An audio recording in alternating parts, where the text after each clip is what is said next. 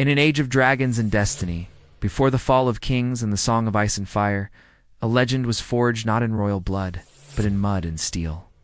From the mind of George R.R. Martin comes the untold story of a hero whose name would echo through the halls of Westeros for generations. He was a boy from Flea Bottom, nameless, with nothing but his towering size and a hedge knight's dream. Under a weeping sky, he buried his master, Seer Arlen of Pennytree, and took up his sword, his shield, and his name. They called him Duncan the Tall.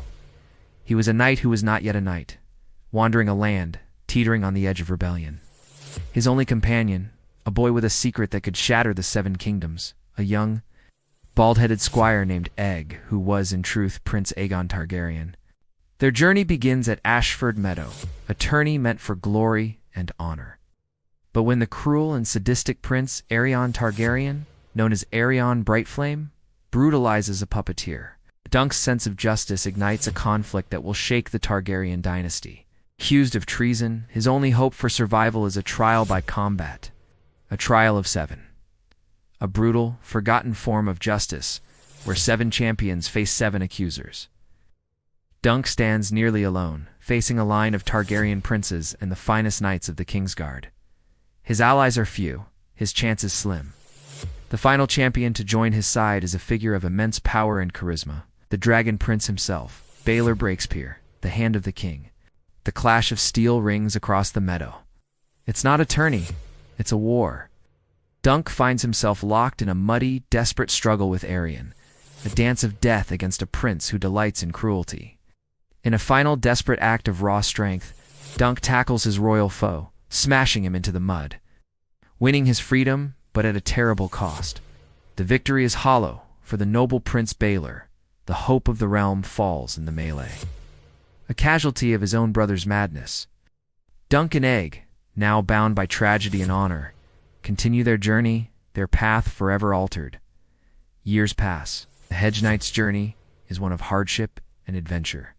They travel the dusty roads of the Reach, navigate the treacherous politics of the North, and confront rebellions sparked by the remnants of the Blackfire pretenders. Dunk's reputation grows.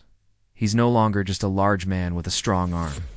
He's a symbol of true knighthood, of protecting the weak and speaking truth to power.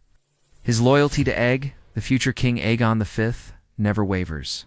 He becomes the boy's protector, his mentor, his truest friend, teaching him the lessons of the common people, lessons he would carry to the Iron Throne. The Second Blackfire Rebellion brews in the shadows, a plot hatched at a grand wedding tourney. Dunk, using his wits as much as his strength, uncovers the conspiracy of Demon Blackfire's heir, foiling the uprising before it can truly begin. His actions earn him the attention of the king and a place in the annals of history. His greatest test of pure martial skill comes against a force of nature, the living embodiment of a storm. Lord Lionel Baratheon, the Laughing Storm. After Lord Lionel renounces his allegiance to the Iron Throne, a trial by combat is declared to settle the matter. It's a duel for the ages. The Laughing Storm, a giant in his own right, known for his thunderous laughter and unstoppable fury, versus Seer, Duncan the Tall. It's not a battle of tactics, but of sheer, unadulterated power. Shield splinters against shield, hammer against armor. The ground trembles with their might. In the end, through grit and an unbreakable will, Dunk emerges victorious, solidifying his legend as one of the most formidable warriors in the history of the Seven Kingdoms. His loyalty and valor are finally rewarded. The boy from Flea Bottom, the hedge knight who dreamed of glory, kneels and rises as Seer Duncan the Tall, Lord Commander of the Kingsguard. For decades, he serves King Aegon V, the boy he once knew as Egg, with unwavering devotion. He is the White Shield, the protector of the realm, the living embodiment of the vows he swore. The years turn, and winter blankets King's Landing. An old, grizzled Dunk, his hair turned to silver, stands in the tourney grounds. He is a giant of a man, a legend in his own time.